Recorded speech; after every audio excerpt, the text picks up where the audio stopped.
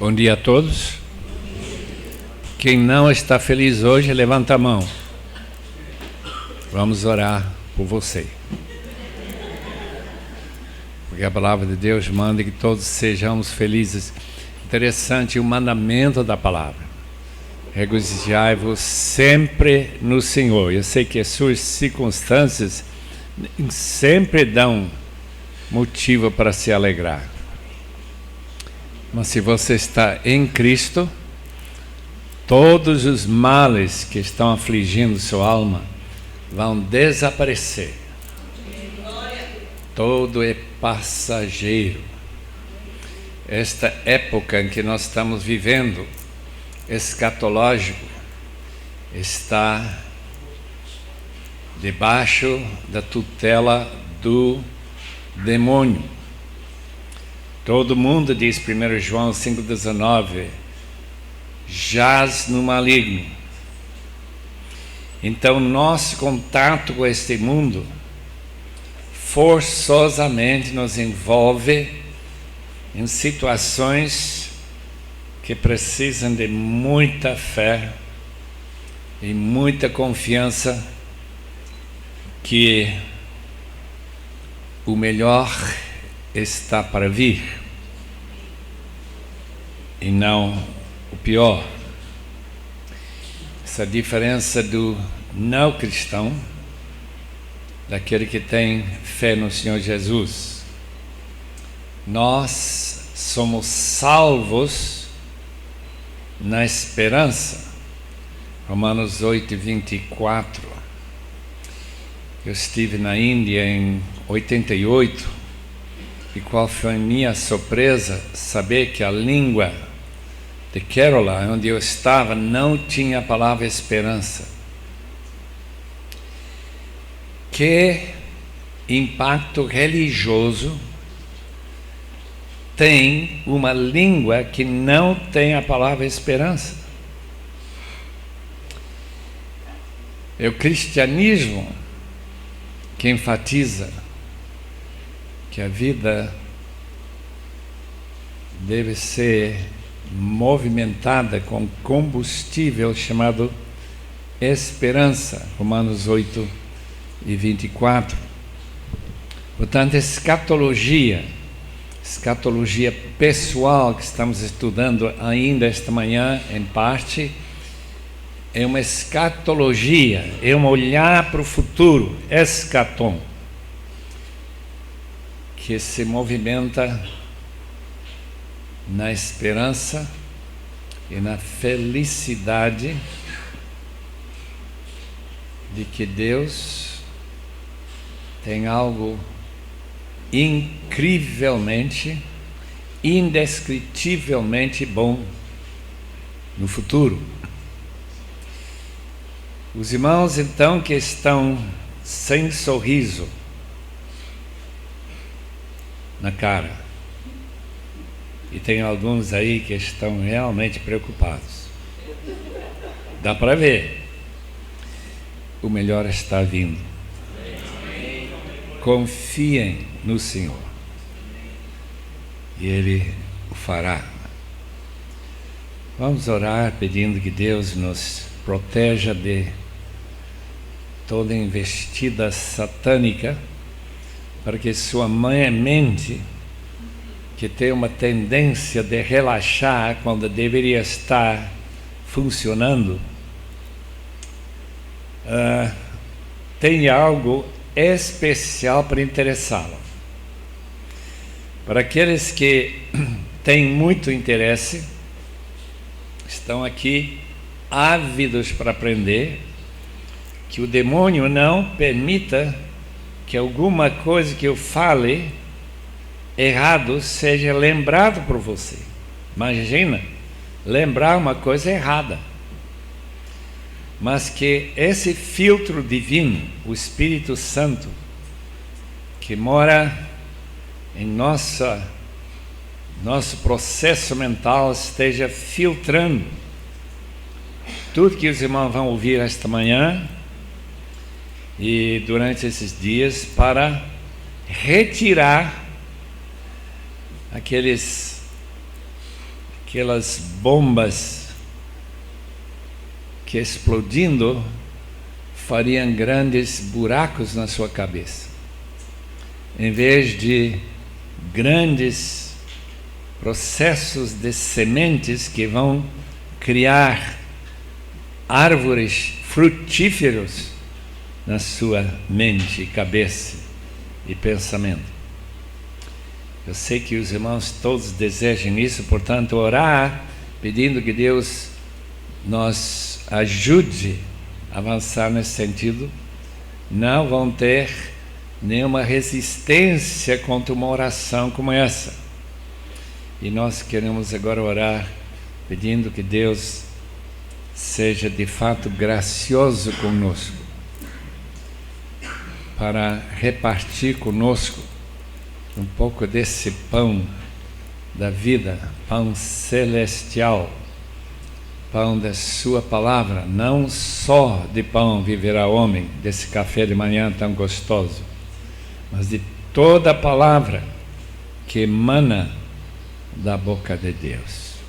Senhor, estamos aqui dependendo inteiramente de Ti. Nós temos Tua palavra escrita, inspirada pelos Teus profetas e apóstolos, mas nós não conhecemos. Nós vemos como se por um espelho, obscuramente. O futuro, oh nosso Deus, tem tantas possibilidades de desvios, de má compreensão das realidades aqui escritas, para que nós aprendamos a humildemente dizer: Senhor, ensina-nos a Tua verdade. Portanto, não permita que algum erro meu venha atrapalhar a vida de meus irmãos, mas que tudo que for verdade, que segundo a Tua preciosa palavra seja corretamente entendida, possa frutificar para a vida mais entusiasmada para Te servir e para Te glorificar e para colocar Deus de fato no centro de cada vida. Para a glória do Teu nome te rogamos, em nome de Jesus. Amém. Nós começamos estudando sobre a morte, o mal que tem consequência do pecado, da rebelião, da desobediência. Desde o dia em que Eva e Adão comeram daquele fruto, do dia de hoje, não mudou esta verdade bíblica. O salário do pecado é a morte. Por sermos todos pecadores, todos nós temos um destino, a não ser que Cristo volte no seu corpo ressurreto, como Ele é as primícias da ressurreição. Ele começa o processo de fornecer estes corpos recriados por Deus, não dos mesmos átomos, não pelas mesmas moléculas que foram enterrados. Alguns se transformaram em relva, vaca come a relva, cria leite, criança vai bebendo e cria outra vida. Não é esse mesmo corpo, mas um corpo que será ocupado por esta pessoa chamada você, com seu nome, e que vai ressurgir com um corpo glorioso, como o corpo que Jesus agora habita. Quando aquela criancinha saindo da igreja batista Jardim das Embuias, eu não estava lá, mas a esposa estava, E essa mãe tentando arrastar essa criança diz: mas Jesus está aí, acima do púlpito, estou vendo. E a mãe naturalmente se interessou imediatamente. Onde? Ela queria ver, né? Não viu nada. Daí a criança diz: não, tem 2 Jesus. Agora sabe que não é Jesus, só tem um Jesus. A criança às vezes vê coisas que os adultos não conseguem ver, mas provavelmente gente que diz que viu a Jesus está vendo uma representação angelical de Jesus e não ele, já que ele volta gloriosamente, Atos 1, versículo 9, da mesma maneira que ele subiu, isto é, corporalmente. Ultimamente apareceu para mim, diz o apóstolo Paulo, 1 Coríntios capítulo 15, versículo 8. Ultimamente, isto é, até ele voltar. E nessa volta, grandes transformações neste mundo. E para aqueles que creem em Cristo vai ser completar o que a Bíblia chama de salvação futura, completar aquilo que começou quando nós morremos com Cristo e nos unimos a Ele no seu glorioso corpo. Todo mundo está entendendo? Porque eu sei que alguns já têm perguntas. Alguém até chegou e fez uma pergunta para mim ontem, uma pergunta bem válida. Se Moisés morreu, Elias de fato não morreu, como eles compareceram em Mateus 17:4 e conversaram com Jesus quando ele foi transfigurado naquele monte sem nome, talvez o próprio Monte Hermon, pelo menos tradicionalmente. Como que isso aconteceu? Em primeiro lugar, eu não estive lá, portanto eu não posso dizer com qualquer dogmatismo como que foi que Moisés apareceu depois de ter morrido sem ressuscitar, porque Jesus, as primícias da ressurreição. Portanto, a minha primeira resposta é não sei. Opiniões diferem. Posso dar uma opinião que qualquer pessoa que morre, Deus sendo todo-poderoso, pode levantar essa pessoa do seu leito de dormir e acordá-lo. E Moisés pode acordar e conversar com Jesus. Talvez você vai conversar depois de morrer assim, não sei. Eu vou falar bem mais sobre o assunto quando chegar lá e os irmãos ligarem os seus telefones ligados ao céu, claro, tem que ter o número certo, e aí eu explico como que é aquele estado intermediário em que a gente está na presença do Senhor com Cristo, como diz Filipenses capítulo 1. Quanto a Elias deve estar sentado lá no céu tranquilamente, não está deitado porque ele não morreu, escutando, olhando.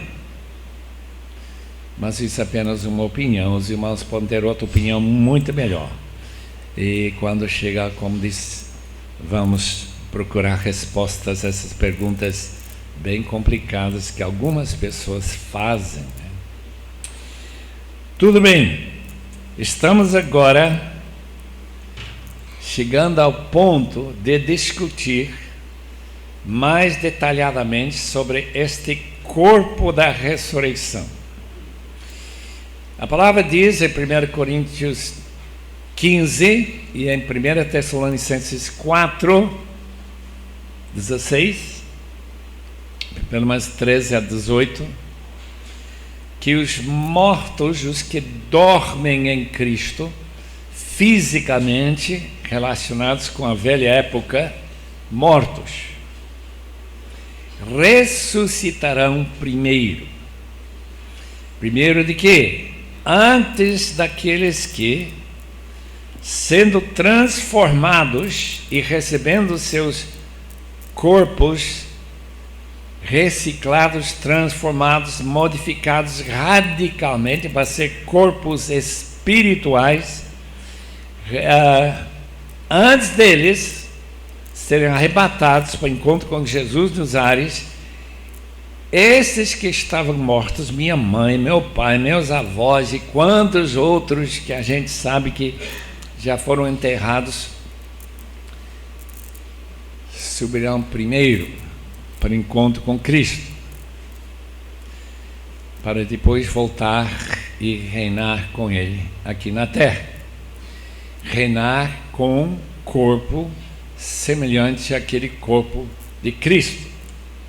Quando Himeneu e Fileto, 2 Timóteo 2,18, afirmaram que a ressurreição já tinha ocorrido, eles foram redondamente condenados por Cristo.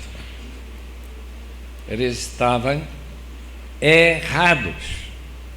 E é muito bom que eles estavam errados, porque se não há uma ressurreição, tal como a Bíblia descreve com tantos detalhes em 1 Coríntios 15 e versículos 22 em diante, onde ele fala de que há uma diferença entre a luz de uma estrela para o outro, há uma diferença entre a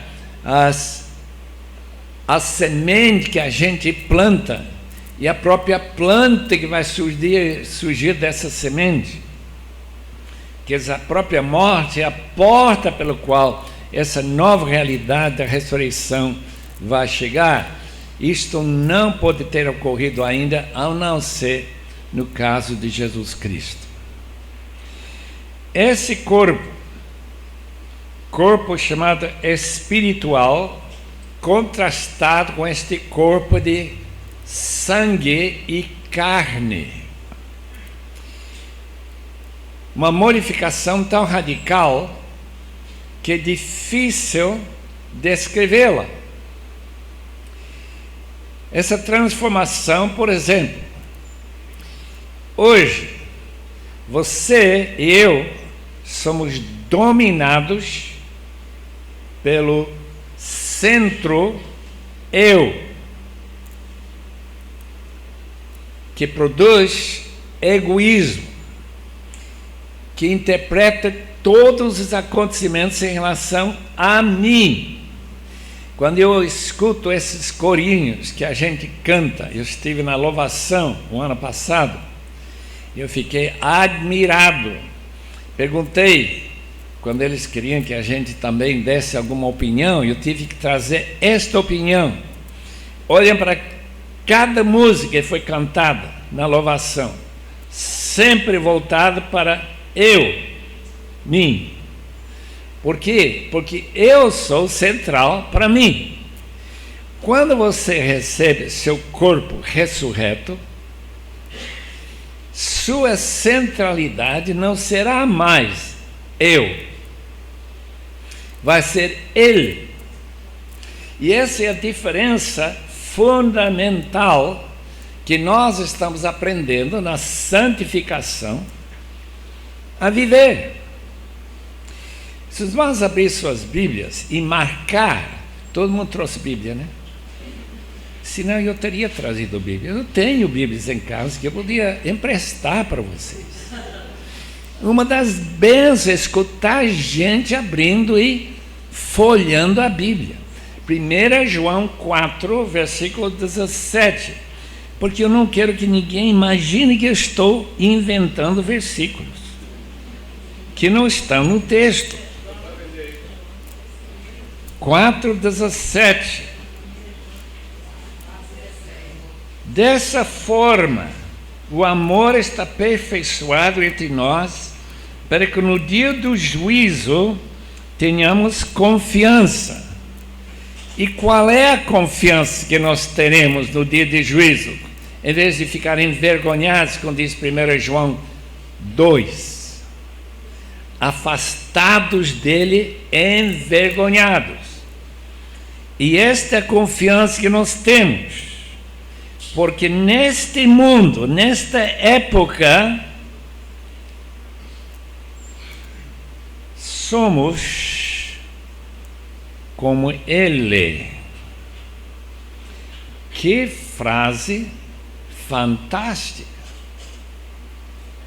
Nós somos como Ele neste mundo.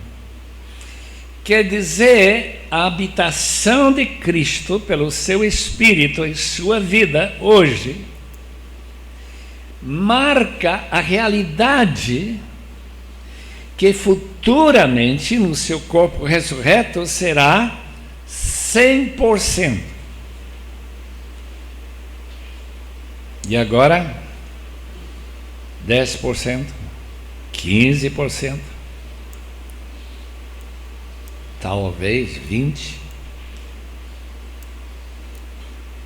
Esse é o problema que nós estamos vivendo toda hora.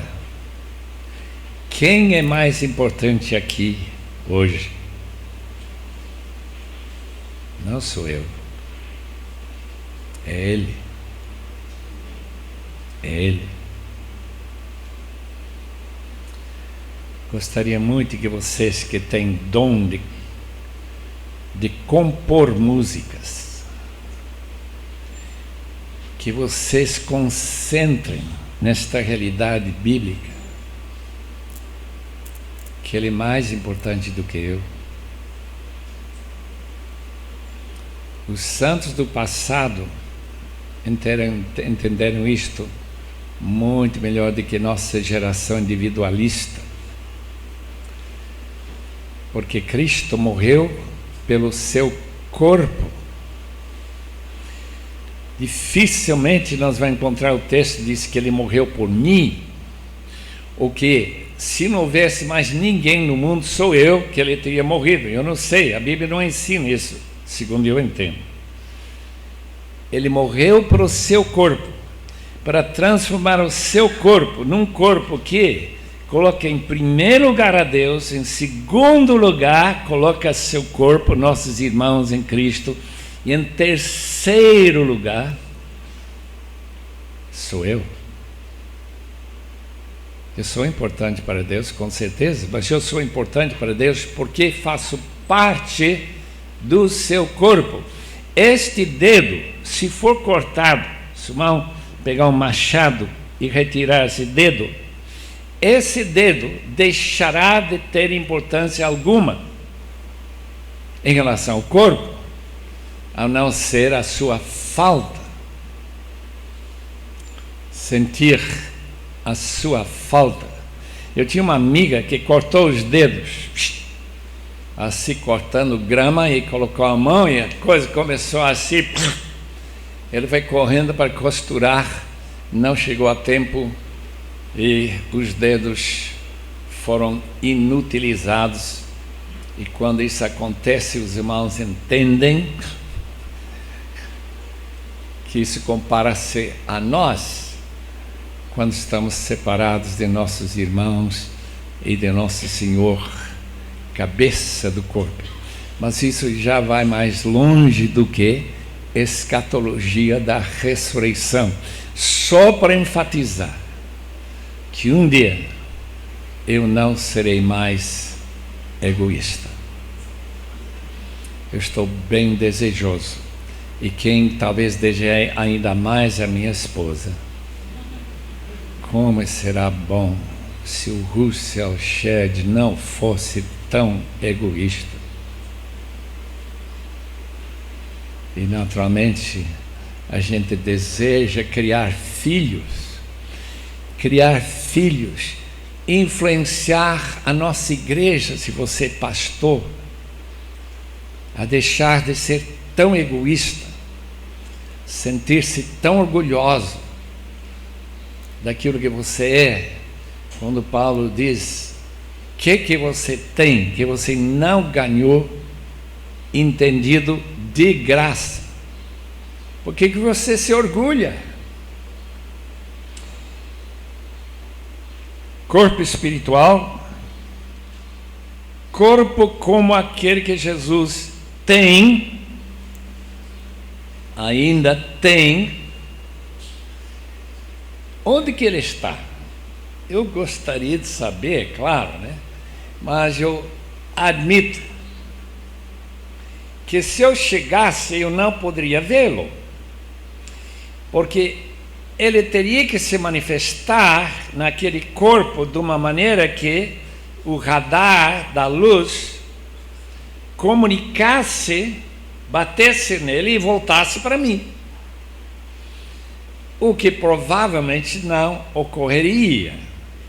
Por exemplo, ele poderia estar aqui no meio da igreja, como ele estava no meio das igrejas do Apocalipse, andando no nosso meio, mas ninguém veria.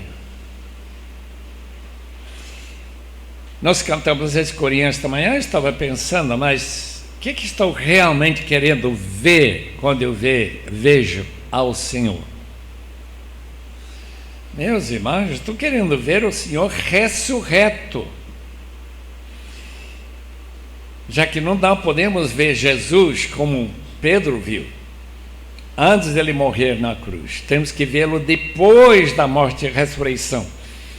Como seria vê-lo? E que diferença faria se nós víssemos a ele? De qualquer maneira, a Bíblia ensina que este corpo que nós herdaremos, corpo em que nós seremos salvos, quando aquela moça da Exército de Salvação chegou naquele carruagem em Londres para evangelizar, ela entrou em um daqueles compartimentos que esses trens da Europa têm, e lá estava sentado um barbudo, e ela disse: o senhor está salvo. Ela não entendeu nada que ele falou em seguida. Ele disse: você está perguntando se eu já fui salvo, se eu estou sendo salvo, ou se eu serei salvo? Isso que ele falou em grego. Eu não tinha a mínima ideia de que ela estava falando como o famoso B.F. Westcott, perguntando se ele estava salvo. Naturalmente, ele vai dar uma lição sobre o que a Bíblia ensina sobre a salvação. Salvação é uma realidade passada, temos sido salvos, diz Efésios 2:8. Nós estamos sendo salvos, 1 Coríntios 1:18, 2 Coríntios 2:15, nós que estamos sendo salvos, e Romanos 5:9 e outros versículos, nós seremos salvos. Nós temos que crescer para a salvação. E a Bíblia ensina claramente que a ressurreição é completar este processo de salvação, glorioso processo de transformação, para que nós sejamos de fato como Ele é. 1 João 4:17. A ressurreição que ocorrerá imediatamente antes da volta de Cristo é chamada a primeira ressurreição. Por exemplo, em Apocalipse 20, especificamente diz: vi tronos em que se assentaram, versículo 4, aqueles a quem havia sido dada autoridade para julgar. Vi as almas dos que foram decapitados por causa do testemunho de Jesus, da palavra de Deus. Eles não tinham adorado a besta, nem a sua imagem, e nem tinham recebido a sua marca na testa, nem nas mãos. Eles ressuscitaram, reinaram com Cristo durante 1000 anos. O restante dos mortos não voltou a viver até se completaram os 1000 anos. Esta é a primeira ressurreição. Se aqueles que morreram em Cristo, que dormem em Cristo, vão ser ressuscitados primeiro, então dá para entender claro e especificamente que eles serão levantados dentre os mortos na primeira ressurreição e não na segunda ressurreição, que ocorrerá após o milênio. Agora, em João, capítulo 5, talvez os irmãos teriam dificuldades em entender. O texto diz o seguinte, versículo 28 de João 5: Não fiquem admirados com isto, pois está chegando a hora em que todos os que estiverem nos túmulos ouvirão a sua voz e sairão. Os que fizeram o bem ressuscitarão para a vida, e os que fizeram o mal ressuscitarão para serem condenados. Esse texto tem levado alguns a pensar que as duas ressurreições são simultâneas. E se nós não tivéssemos a clara referência à segunda ressurreição ser 1000 anos depois, nós chegaríamos à mesma conclusão, porque não há aparentemente nenhum intervalo. Mas nós sabemos, baseado nos dois textos, que entre os que fizeram o bem, isto é, os salvos em Cristo, e aqueles que não eram salvos quando Cristo voltou, ficarão nos túmulos por mais 1000 anos. E nós aguardamos estes dias vindouros com antecipação. Glorioso em Cristo. A segunda ressurreição vai ser a ressurreição para o juízo final. O último juízo. Porque tem um outro juízo, ou julgamento, que será para aqueles que são cristãos. Todos nós, segundo Coríntios capítulo 5:10, todos nós, Paulo incluído, eu estou incluído, e você, se for crente, está incluído, compareceremos diante do tribunal de Cristo para receber o bem e o mal que nós fizemos. Baseado nesse texto, e talvez alguns outros, a Igreja Católica desenvolveu a teoria do purgatório.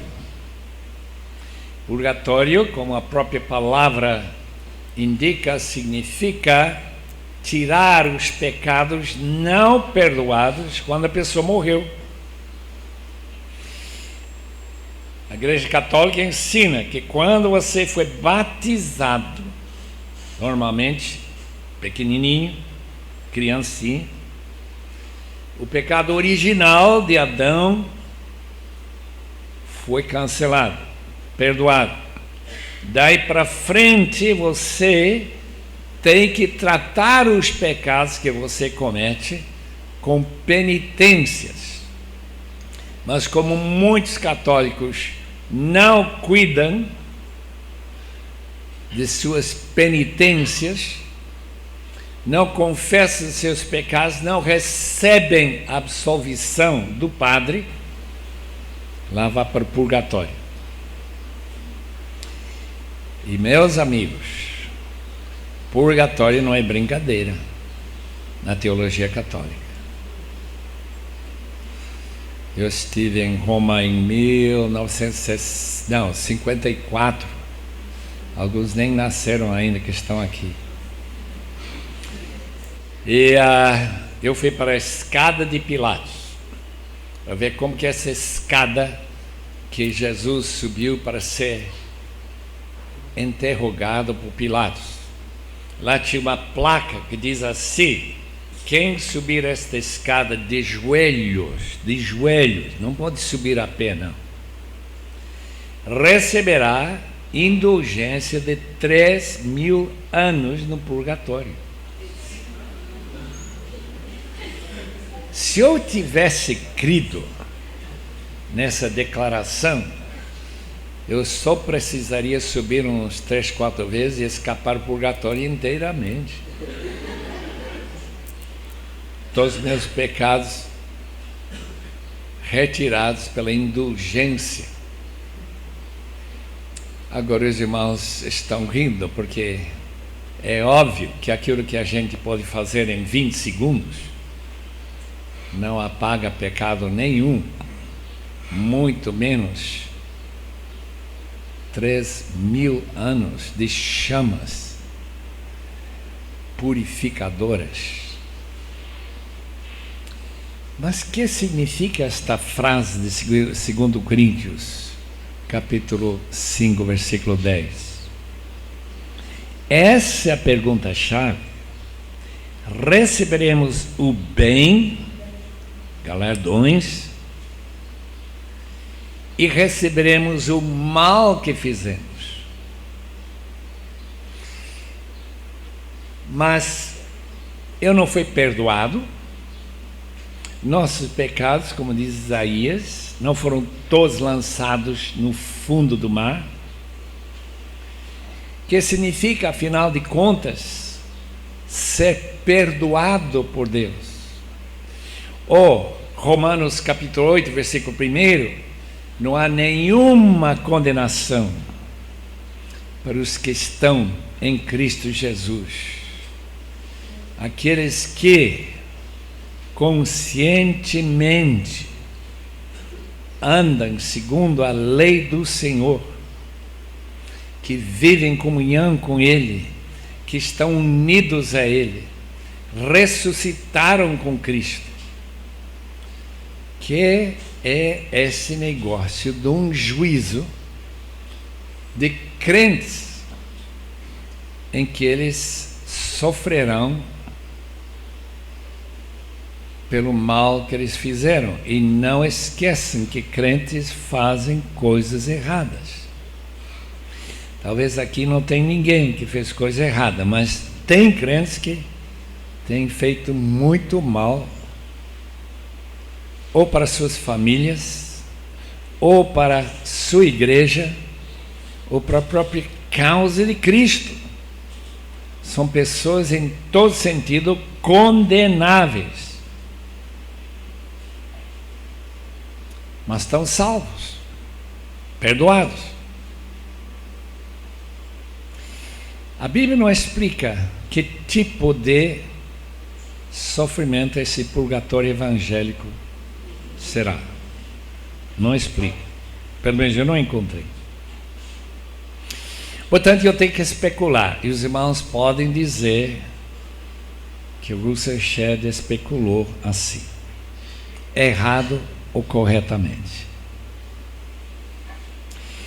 A Bíblia diz em capítulo 5 de Apocalipse que João viu o Cordeiro após a sua morte, ou durante sua morte, sangrando, machucado, como Isaías 53 descreve, em pé no trono.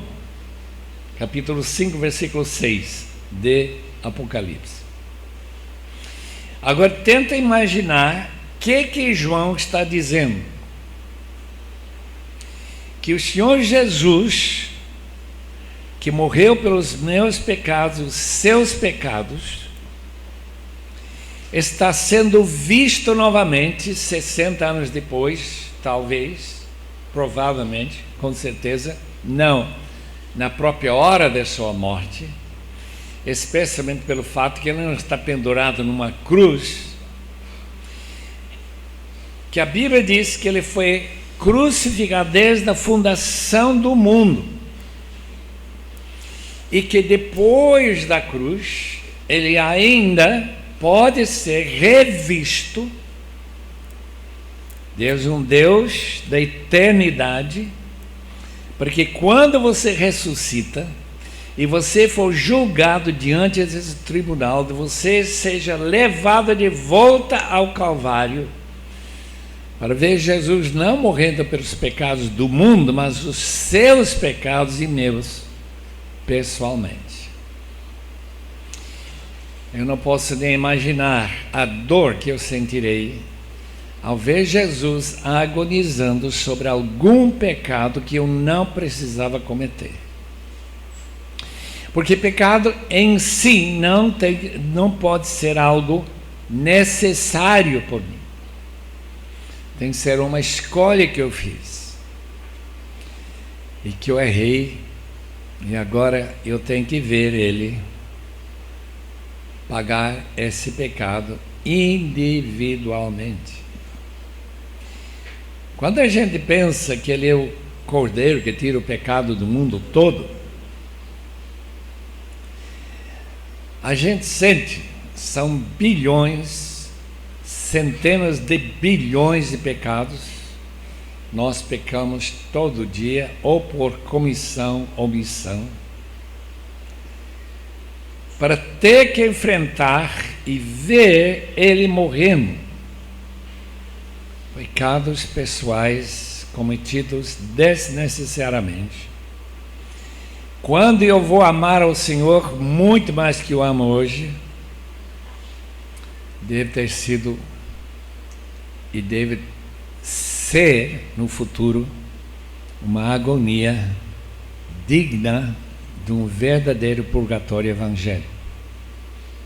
A gente não vai sofrer as consequências em si, ele que vai sofrer, mas o efeito desse sofrimento. E como meu irmão disse, quando nasceu o seu primeiro filho, e ele esteve lá junto com a Mayra, que é a esposa dele, que ele teve uma experiência bem aguda do que mamãe passou quando ela deu luz a ele. E naturalmente eu também, passando a mesma experiência. Se os irmãos gostam da ideia, podem engolir. Se não, podem vomitar para fora, não tem problema. Porque não é o que a Bíblia ensina, simplesmente diz que receberemos o mal que nós fizemos. Devemos tomar a sério isso, queridos irmãos. Crentes que vivem no pecado, crentes que se desviam, imaginando que tem perdão para tudo, é só pedir e pecar levianamente, não estão vendo bem a realidade da vida cristã, e essa busca correndo atrás da santificação, sem a qual ninguém verá a Deus. Como que nós podemos imaginar que somos filhos dele e não odiar o pecado e não querer nos afastarmos daqueles males tão características de pessoas egoístas como somos nós? Vá lá para frente. A segunda ressurreição, Apocalipse capítulo 20, diz que foram abertos os livros. Esses livros incluem, interessantemente, Vi também os mortos, versículo 21, de capítulo 20, grandes e pequenos. Senhor Adolfo Hitler vai aparecer lá. E milhões e milhões e milhões de pessoas que ressuscitarão. Nessa ressurreição, os livros foram abertos. Outro livro foi aberto, o livro da vida. Os mortos foram julgados de acordo com o que tinham feito, segundo o texto estava registrado nos livros. O mar entregou os mortos que nele havia, e a morte, o Hades e o túmulo, entregaram os mortos que neles havia, e cada um foi julgado de acordo com o que tinha feito. Então a morte, o Hades, foram lançados no lago de fogo. O lago de fogo é a segunda morte. Aqueles cujos nomes não foram encontrados no nome da livro da vida foram lançados no lago de fogo. O vulcão chamado inferno. Irmãos, nós não imaginamos o terrível sentença, a terrível sentença que será pronunciado contra esses amigos nossos, parentes nossos, colegas nossos, que nunca se entregaram ao Senhor Jesus. Note uma coisa muito clara nesse texto: serão julgados segundo suas obras. O inferno não tem a mesma intensidade para todos, tal como o céu não tem a mesma alegria para todos. Alguns vão ficar mais alegres do que outros, porque os galardões e os castigos do inferno estão relativos às obras de cada um. Não acha fascinante isso? Eu acho. Tem algumas pessoas aqui que ninguém conhece quase, pelo menos eu não conheço. Não tem fama. Aparentemente são pessoas sem obras. Tem pessoas ruins, da mesma forma, correspondentes uns aos outros, os galardoados e os condenados. Os condenados serão condenados à intensidade do inferno. Dante Alighieri entendeu isso bem, que há diferentes níveis, e aqueles que foram pessoas mais ruins, como o Dr. Scott Peck chama, pessoas do mal, pessoas que se entregaram a fazer o mal. Eu acho que Adolfo Hitler, Gengis Khan, aqueles bolchevistas que mataram judeus e penduraram eles em fios para secar dentro do sol, morrendo assim, com torturas incríveis, que há o fundo do inferno.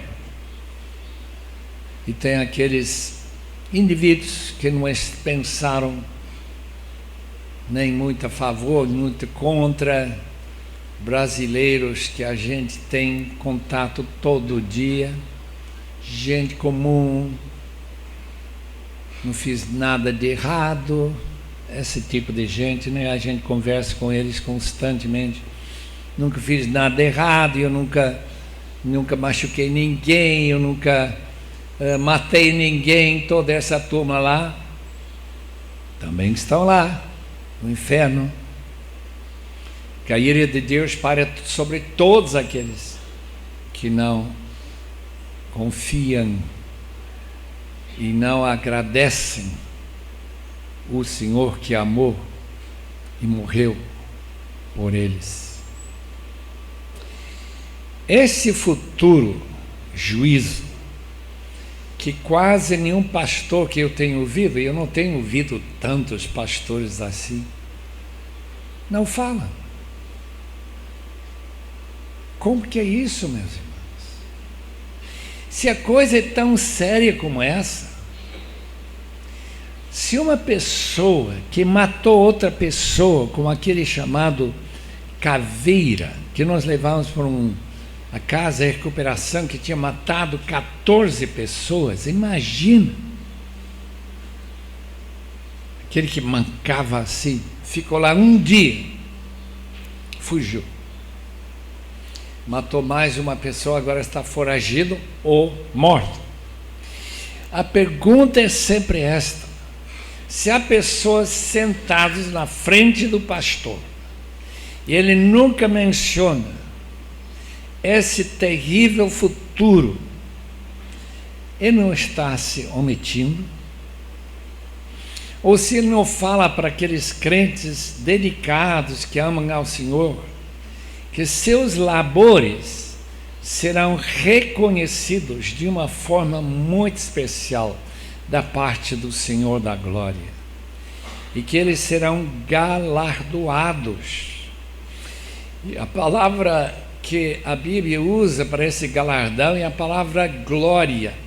Abrem suas Bíblias agora em 2 Coríntios capítulo 4 e versículo 17, para um dos textos mais claros sobre esse futuro galardão.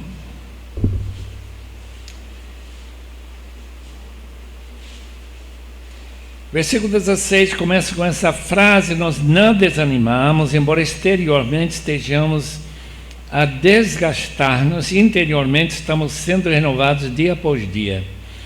Pois os nossos sofrimentos leves e momentâneos estão produzindo para nós uma glória eterna, que pesa mais do que todos eles.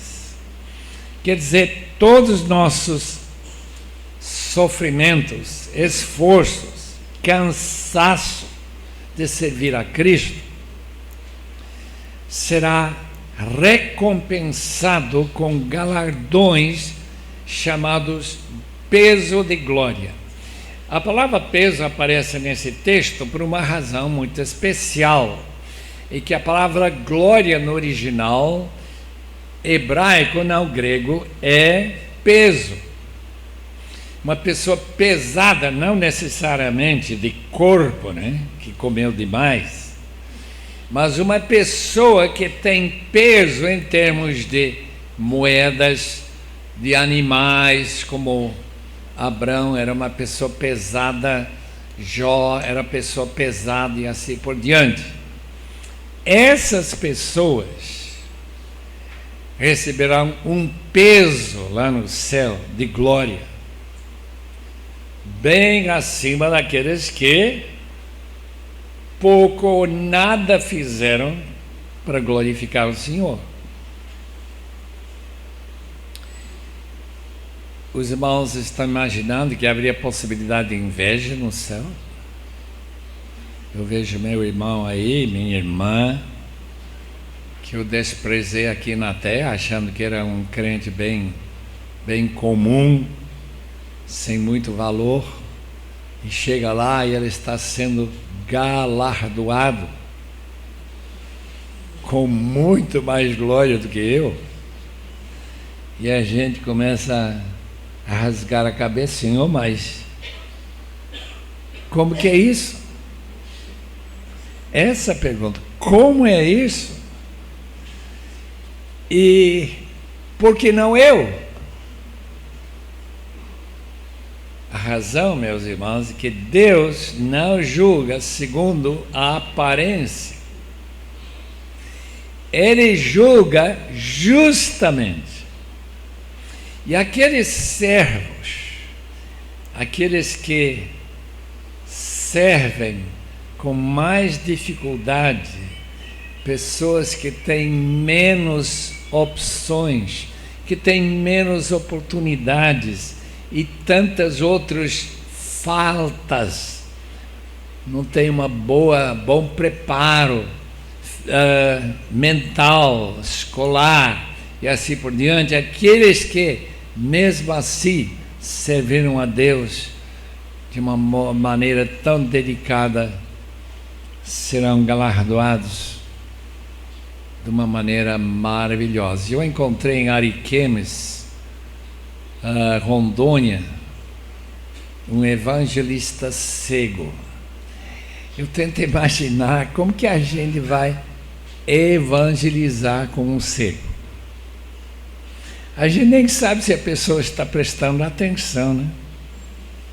Não pode colocar a mão nos olhos dele e ver se ele está realmente acompanhando o que estou dizendo, né?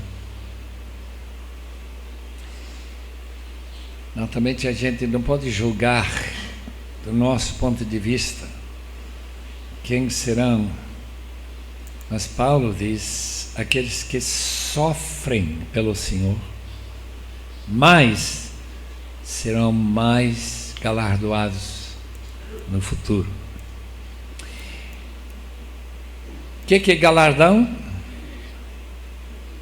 Não é nada de algo que produziria inveja. Não é que algumas pessoas vão brilhar mais, ou ter uma coroa mais pesada de glória na cabeça. Aliás, as coroas que os crentes ganham, por exemplo, a coroa da vida, que nós encontramos em Tiago, as coroas são grinaldas que na antiguidade eram feitas de folhas. Por isso que a palavra de Deus fala de grinalda que não murcha, que não envelhece.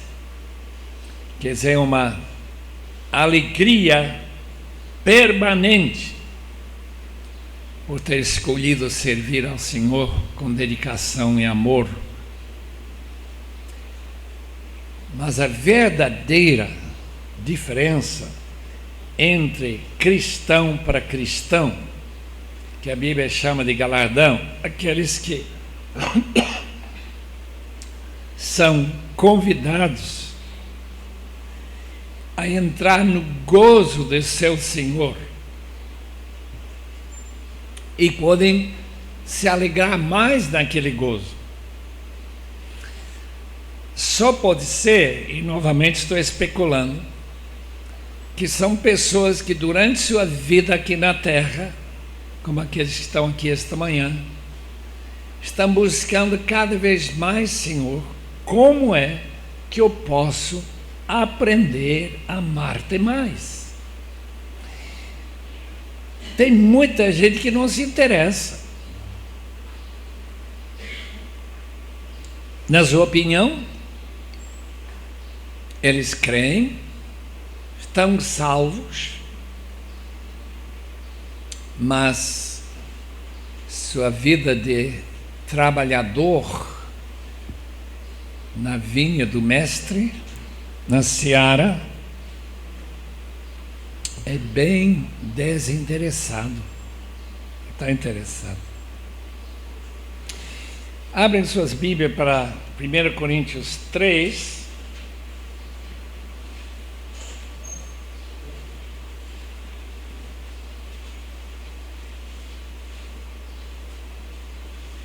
Versículo 10. Conforme a graça de Deus que me foi concedida, eu, como sábio construtor, arquitecton, em grego, lancei o alicerce e outro está construindo sobre ele. Então Paulo começou a igreja de Corinto, pregando com temor e tremor. Deus deu muito fruto para seu ministério. Como eu disse, eu tenho muita gente nessa cidade, segundo Atos 18, contudo, veja cada um como constrói, porque ninguém pode colocar outro alicerce além do que já está posto, que é Jesus Cristo. Se alguém constrói sobre esse alicerce usando ouro, prata, pedras preciosas, madeira, feno ou palha, sua obra será mostrada, porque o dia de juízo, quando nós compareceremos diante do trono de Cristo, atrará a luz, pois será revelada pelo fogo, que provará a qualidade da obra de cada um.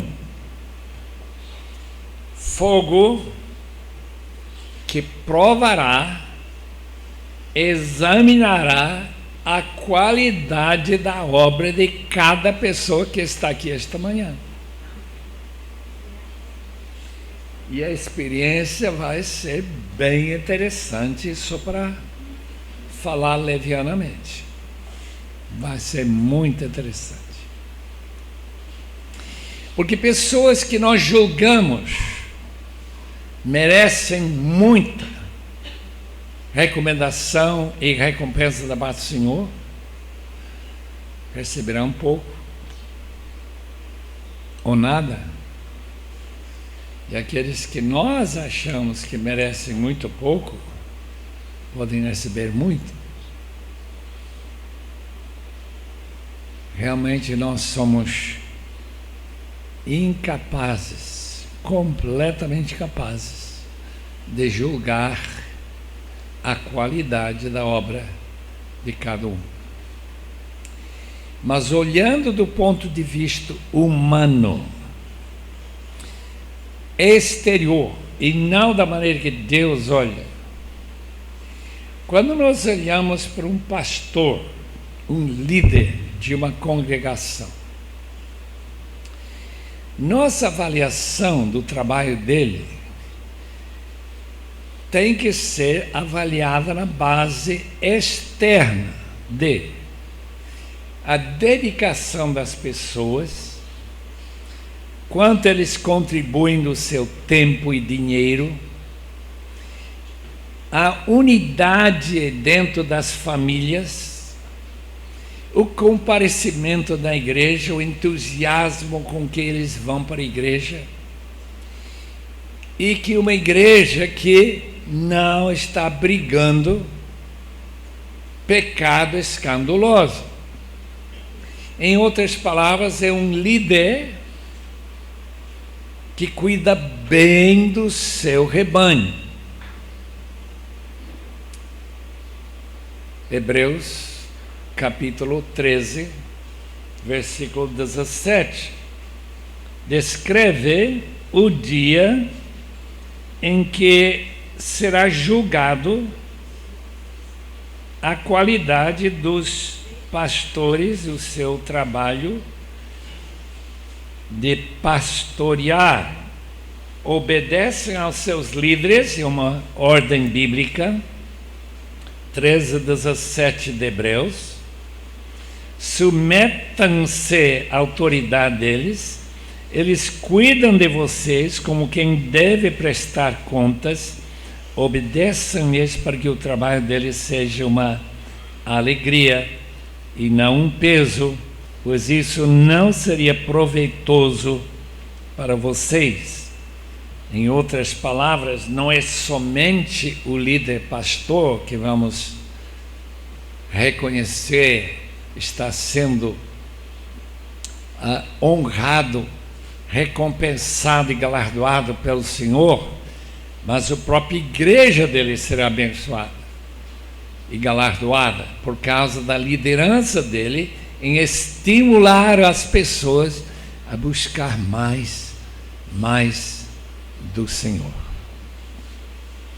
Uma pesquisa feita em 1988 em Brasília por um colega meu chamado Glenn,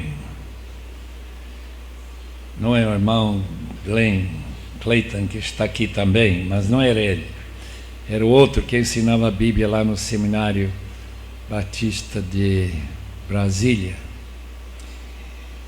Ele pediu que os seus alunos na classe da Bíblia, do estudo da Bíblia, falassem com os membros das igrejas da DF, do DF, e tragam os comentários dos membros, como que seus construtores da casa de Deus, local, como que estão indo. Resultado da pesquisa foi o seguinte: O consenso é este: os pastores leem a Bíblia, mas não explicam a Bíblia. Eles leem a Bíblia, é verdade, mas eles não aplicam a Bíblia, à vida dos membros. Os membros continuam vivendo como sempre viviam. Parece, isto talvez é uma indicação realmente que interessa os pastores brasileiros em geral, não é todos, claro. Parece que estão mais interessados nos negócios da igreja do que o crescimento espiritual dos membros. Se isso for seu caso, pastor, saiba que no dia de juízo será tudo revelado. Qual foi seu verdadeiro interesse? Que Deus abençoe os irmãos ao pensar sobre esse dia final, D maiúscula, quando todos nós compareceremos diante do tribunal de Cristo.